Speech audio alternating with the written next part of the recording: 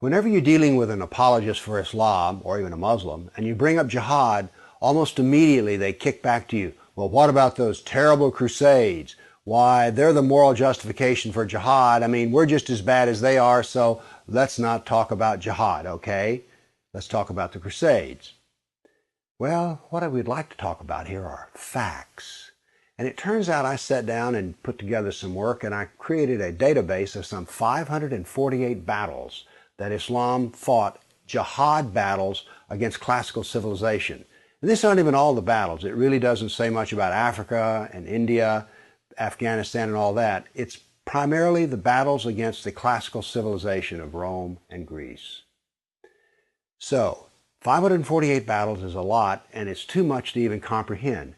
So I created something which I call a dynamic battle map, in which you have a display of the Mediterranean, and a white dot means that this 20-year period, that's a new battle. So every time the screen changes, it's 20-year period. The colors white turn to red, and so you can see a history. This may seem a little confusing, but I think when you see it, you'll know exactly what I mean. And here it starts. Islam burst out of the Arabian Peninsula and immediately starts attacking the Middle East. And notice that it doesn't take long until they're crossing the Mediterranean and attacking southern France and Spain. Notice something here. Most people think of Islam, they think of Arabs, they think of desert, and yet here we see that Islam is projecting power throughout the Mediterranean. Notice how the little islands of the Mediterranean are getting hammered. The navy of Islam would attack coastal towns, kill, rob, rape, and then take slaves. So this whole battle map, as it unfolds, you're seeing slaves being taken. Over 1 million slaves were taken out of Europe into the Islamic world. That's something you don't think about much, but it's absolutely true.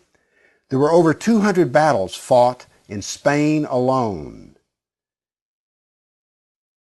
And we also see, however, on the east coast in Turkey, that Islam is trying to break into Europe. Now, what's going to happen is, in Spain, this ongoing fight that lasted for 400 years, the Christians are going to push back the Muslims. But now then, what has happened over in the east is that Constantinople has fallen, and now then Eastern Europe is getting hammered. The jihad now comes to Eastern Europe. It's pushed out now of Spain. Northern Africa is now completely Islamic. The Middle East is completely Islamic. This is all jihad, relentless jihad. And why is it so relentless? Well, Muhammad was relentless in his jihad. And these people are good students of Islam, and so it's against the kafir, on and on. It was traditional that when the Sultan came to power, the brand new Sultan, he would immediately try to launch new wars, because he was going to be noted in his Islamic history as to how well he fought against the kafir. So that's what the jihad looked like over that time period, 548 battles. But remember, when you bring up jihad, people want to bring up the Crusades. So I also prepared a dynamic battle map of all the offensive raids of the Crusaders. Let's watch it and make a comparison. And so it begins. The Crusades enter into Turkey and the Middle East.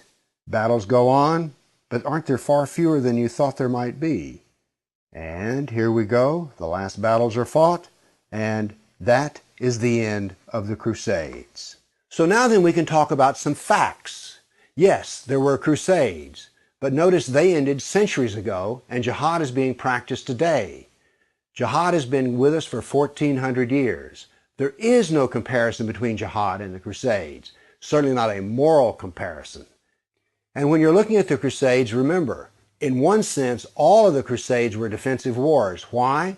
Well, as we saw in the first jihad map, it was Islam that came out of Arabia and conquered the Middle East, a Christian Middle East. And so the Crusaders were trying to free their Christian brothers and sisters from jihad. So there's no moral comparison at all. The motivation of the Crusaders was to free Christians. The purpose of jihad is to enslave the kafir. So the next time you hear somebody talk about, oh, those dreadful Crusades, you've seen some facts about the matter. Why don't you pipe up and tell them you know, you don't really know the matter.